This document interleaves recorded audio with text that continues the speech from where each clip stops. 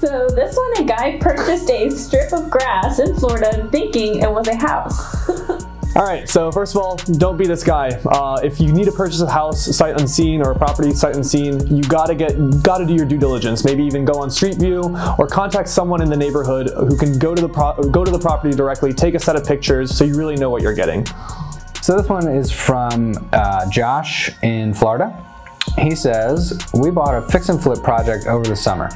We ended up going over budget on the deal, but it went under contract immediately for full ask, so all good there. However, while we were under contract, a family of 8 broke the lockbox off the door and moved into the house after drawing up a fake lease. We initially offered them $3,500 to leave and they refused. A few days later, they called complaining that the AC wasn't working. We declined to fix it while having a nice laugh to ourselves because it was the middle of August and decided to offer them $2,000 to leave this time. They accepted. We cleaned the house up and settled on time while still making a small profit. 2 pieces of advice here. The first, always make sure you know your numbers because anything can happen. You want to make sure that there's some spread left in that deal if something big goes wrong, even at the end. This kind of stuff does happen and you want to make sure you're prepared for it and you don't want to lose money. The second piece of advice, get a security system. There's a product called Simply Safe that I recommend all my investors use on their vacant properties. You can move it around from property to property.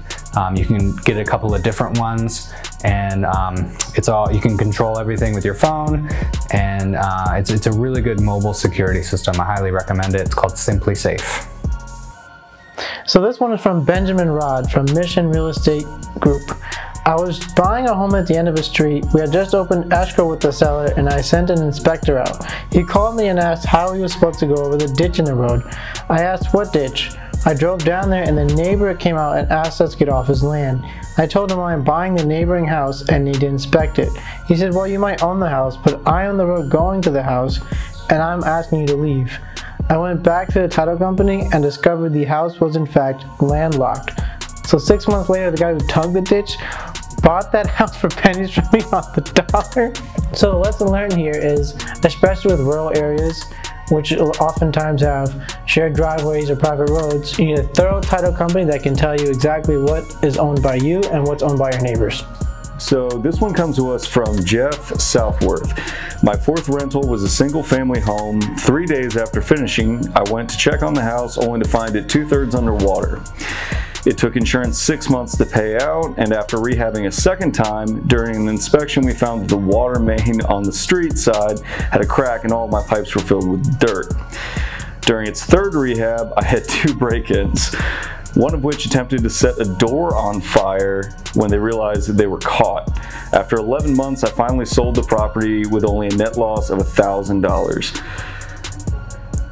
Jeff, I think you're just unlucky. I would recommend before your next rehab, maybe just buying a lucky rabbit's foot or a golden horseshoe or something. All right, so this horror story is from our borrower, Andrew. He had a rental property and he said that upon eviction, the tenants released their pet snakes into the HVAC system and also released some mice in there to feed them, which is very nice in my opinion, and it resulted in him having to get an exterminator to come remove the snakes from the HVAC system. Lessons learned here, there's really no lessons learned here, it's just a funny story that we thought we would share.